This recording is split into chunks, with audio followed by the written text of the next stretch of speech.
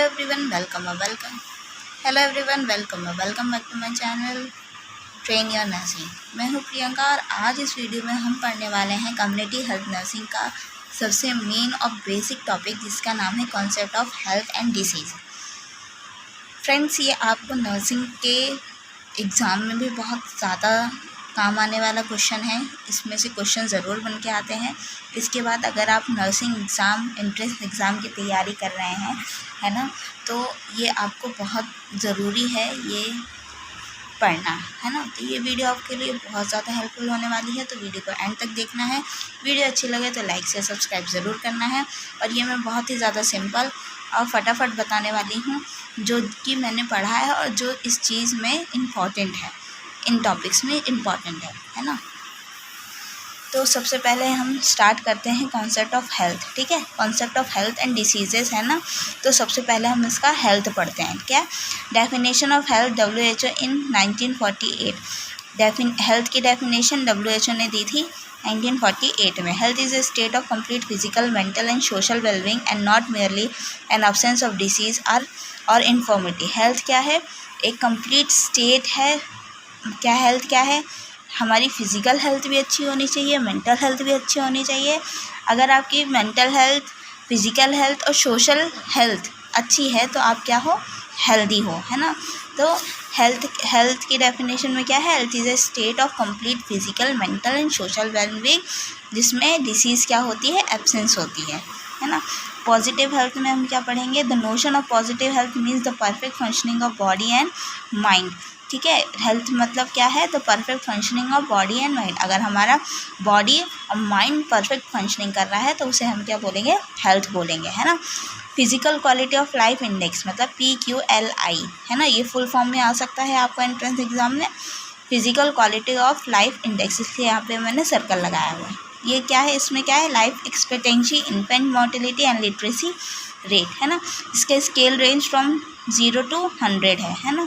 PQLI is 117 out of 189 countries according to the 220 Human Development Index SDI report by the unit national development programme, ठीक है।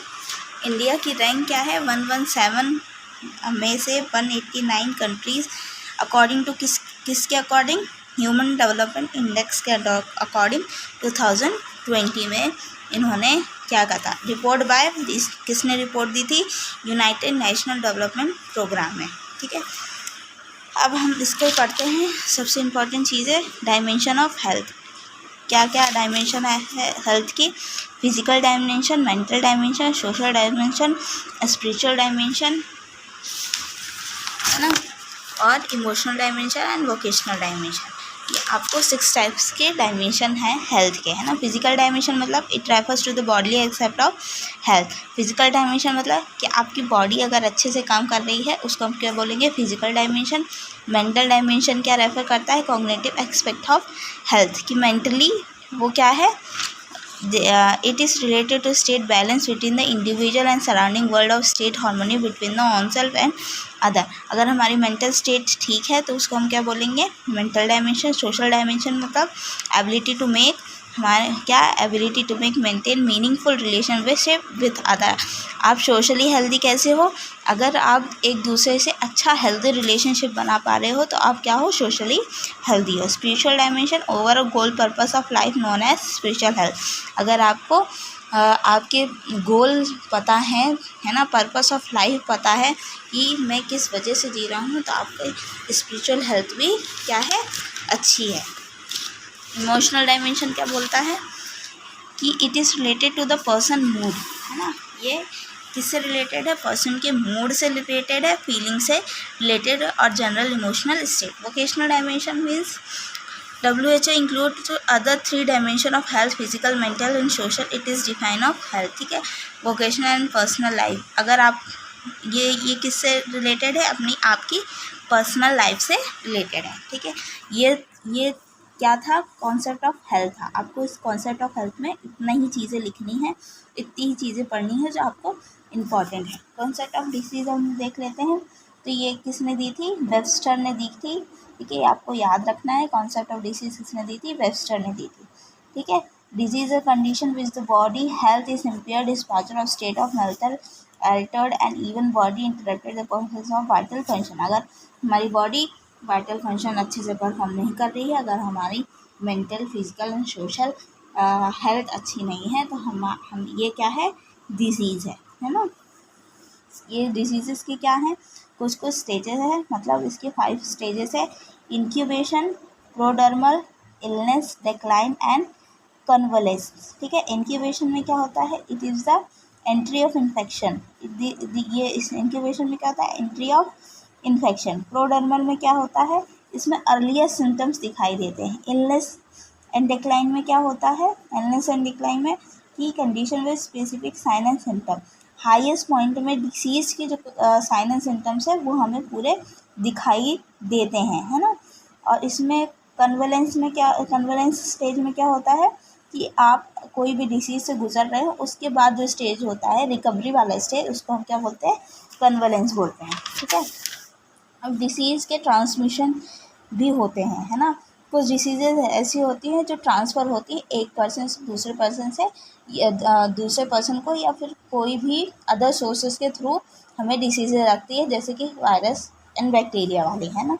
तो transmission of disease कैसे होता है, इसका sources और रिजर्वायर। ठीक, सोर्सेस क्या क्या बन सकते हैं, पर्सन, कोई एक व्यक्ति हो सकता है, एनिमल, सब्सटेंस या इन्फेक्टिश एजेंट। ठीक है, receiver, human receiver in human को दे सकता है। एनिमल से कैसे आ सकता है, डॉग, अगर हमने रैट, बर्ड ऐसा, अगर इन लोगों ने हमें काट लिया तो इससे भी हमें क्या हो सकती है, डिसीज़ ट्रांसमिट हो सकती है ना। Non living things are soil and fomites etcetera. Non living thing से भी हमें डिसीज़ ट्रांसफ़र हो सकती है ना। अब हम मोड ऑफ ट्रांसमिशन देखेंगे, तो मोड ऑफ ट्रांसमिशन के 2 मोड हैं, डायरेक्ट ट्रांसमिशन और एक इनडायरेक्ट ट्रांसमिशन, है ना। डायरेक्ट ट्रांसमिशन में कितनी 5 चीज़ें हैं, direct contact, droplet infection, contact with soil, inoculations and transplacenta, है ना। डायरेक्ट ट्रांसमिशन में ये है। तो डायरेक्ट कॉन्टैक्ट क्या होता है, डायरेक्ट कॉन्टैक्ट क्या होता है, skin to skin, mucus to mucus से होता है ना। सेम और other person, example AIDS, STD, leprosy, skin and eye infection, ये सब चीज़ें क्या होती हैं, ये सारी जो डिसीजेज हैं ये हमें skin to skin, mucus to mucus से भी डायरेक्ट कॉन्टैक्ट से हो सकती है। ड्रॉपलेट इन्फेक्शन क्या होता है कि हम छींकने से, कफ से, है ना, ये क्या होता है, ड्रॉपलेट इन्फेक्शन होता है। कॉन्टैक्ट विद सॉइल, है ना, सॉइल मतलब कुछ भी हमें लोहे की चीज़ लग जाती है तो हमें टिटनेस हो जाता है, वो हो। फिर स्किन और mucus, for example hepatitis B virus through the contaminated needle and syringe. Inoculation period क्या होता है, अगर हमें कोई कंटामिनेटेड सिरिंज नीडल हमें डॉक्टर ने लगा दी है, उससे जो डिसीज़ ट्रांसफ़र होती है उसको हम क्या बोलते हैं, इनक्यूलेशन इनटू द स्किन और म्यूकस। ट्रांसप्लेसेंटल जो जेनेटिक से आती हैं, है ना। TORCH agent, infectious agent through the placenta, जो प्लेसेंटा है उसमें डिसीज़ का ट्रांसमिट होना, उसको हम क्या बोलते हैं, ट्रांसप्लेसेंटा। इसका दूसरा मोड है इनडायरेक्ट मोड, है ना, इनडायरेक्ट ट्रांसमिशन। इसकी 5 चीज़ें हैं, है ना, 4 चीज़ें, vehicle born, air born, vomit born और अनक्लीन हैंड एंड फिंगर्स। ये नोट्स हैं, है ना, आपको एकदम से सिंपल चीज़ें समझ में आ जाएगा, इसको पढ़ाने की मुझे ज़रूरत नहीं है, बहुत सिंपल है, ये डायरेक्ट ट्रांसमिशन है ना। तो वीडियो बहुत ज़्यादा लंबी हो जाएगी, वीडियो को अभी एंड करते हैं। अगर आपको वीडियो अच्छी लगी हो, आपको इससे कुछ भी हेल्प मिली हो, तो मेरी वीडियो को लाइक शेयर सब्सक्राइब ज़रूर करना। फिर मिलते हैं मेरे नेक्स्ट वीडियो में, बाय बाय।